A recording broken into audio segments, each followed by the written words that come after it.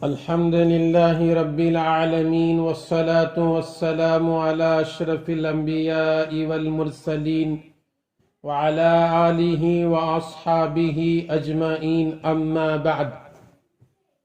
قابل قدر سامعین کرام، جھوٹ کی بدبو سے فرشتے دور ہو جاتے ہیں. جس طرح ہم اس دنیا میں کچھ چیزوں میں خوشبو محسوس کرتے ہیں اور کچھ چیزوں میں بدبو، اسی طرح ہمارے اچھے اعمال میں خوشبو اور برے اعمال میں بدبو ہوتی ہے. یہ الگ بات ہے، ہمیں ان کی خوشبو بدبو کا احساس نہیں ہوتا، لیکن اس کا احساس فرشتوں کو ہوتا ہے. اسی لیے جھوٹ جو کہ ایک بری بات اور گناہ ہے، اس سے نورانی مخلوق کو بدبو محسوس ہوتی ہے، اور اسی بدبو کی وجہ سے وہ 1 میل دور ہٹ جاتی ہیں. رسول اللہ صلی اللہ علیہ وسلم نے فرمایا، جب بندہ جھوٹ بولتا ہے تو فرشتے اس کے جھوٹ کی بدبو کی وجہ سے 1 میل دور چلے جاتے ہیں. ترمذی حدیث نمبر 1970 پر 2. بچوں کو بھی جھوٹی لالچ دے کر مت بلاؤ. کبھی ایسا ہوتا ہے بچے کو بلانے یا اس کو بہلانے پسلانے کے لیے کہا جاتا ہے، ادھر آؤ میں تم کو ایک چیز دینے والا ہوں، حالانکہ اس کا ارادہ کچھ دینے کا نہیں ہوتا. یہ بھی جھوٹ ہے، بلکہ اس میں نقصان زیادہ ہے، کیونکہ جب بچے کے سامنے جھوٹی باتیں آئیں گی وہ بچے بھی جھوٹ بولنے کی عادت سیکھ لیں گے. اسی لیے رسول اللہ صلی اللہ علیہ وسلم نے اس سے بھی منع فرمایا. حضرت عبداللہ بن عامر رضی اللہ تعالی عنہ کہتے ہیں، ایک دن رسول اللہ صلی اللہ علیہ وسلم ہمارے گھر میں تشریف رکھتے تھے. اتنے میں میری والدہ نے مجھے پکارا اور کہا، سنو ادھر آؤ، میں تمہیں کچھ دوں گی. رسول اللہ صلی اللہ علیہ وسلم نے میری ماں سے فرمایا، تم نے اس بچے کو کیا چیز دینے کا ارادہ کیا ہے؟ میری ماں نے کہا، میں اس کو 1 کھجور دینے کا ارادہ کیا ہے. تو آپ صلی اللہ علیہ وسلم نے فرمایا، یاد رکھو اگر اس کہنے کے بعد تم اس بچے کو کوئی چیز نہ دیتی، تمہارے نامہ اعمال میں ایک جھوٹ لکھ دیا جاتا. ابو داؤد حدیث نمبر 4990 پر 1ویں حدیث ہے. اس حدیث پر غور کیجئے.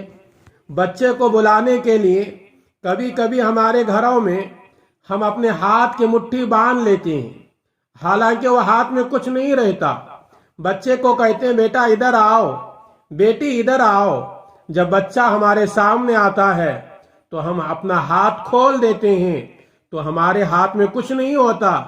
بچہ سمجھتا ہے میری ماں ہو یا میرے باپ ہو یا میری بہن ہو یا میرے بھائی ہو، مجھے جھوٹ بول کر اپنے قریب کیا ہے.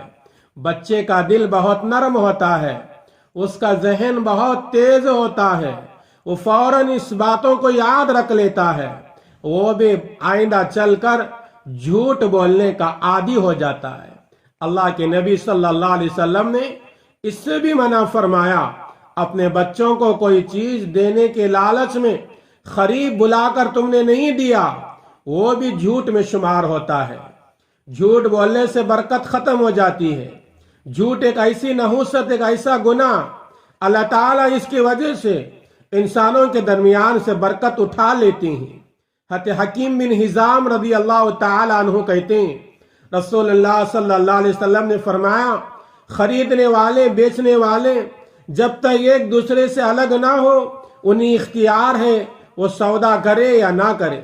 اگر سچ بولیں، عیب کو بیان کر دیں تو اللہ تعالیٰ ان کے سودے میں برکت عطا فرماتے ہیں. اگر وہ عیب کو چھپا لیں، جھوٹ بولیں، ان کے سودے سے برکت کو ختم کر دیتے ہیں. صحیح بخاری حدیث نمبر 2070 پر 9. یاد رکھیے، برکت ہی وہ چیز ہے، آدمی کے پاس اگر تھوڑا مال بھی ہو تو اس سے بہت ساری ضروریات پوری ہو جاتے ہیں. اگر مال میں برکت نہیں تو زیادہ مال سے تھوڑی سی ضروریات کا مکمل ہونا بھی مشکل ہو جاتا ہے۔ اب جب جھوٹ کی وجہ سے برکت اٹھا لی گئی، جتنا چاہے کما لیں، پریشانی تو بہرحال رہے گی۔ اس لیے تمہاری کمائی میں برکت چاہتے ہو تو کاروبار میں جھوٹ نہ بولنا، اور جھوٹ بول کر نہیں کمانا، اس سے برکت ختم ہو جاتی ہے۔ جب برکت نہیں رہتی، تمہارے پاس روپے پیسے کتنے ہی کیوں نہ ہو، تمہاری زندگی پریشان حال رہتی ہے، اور تم جس لائن میں جاؤ پریشان ہو کر واپس لوٹتے ہو۔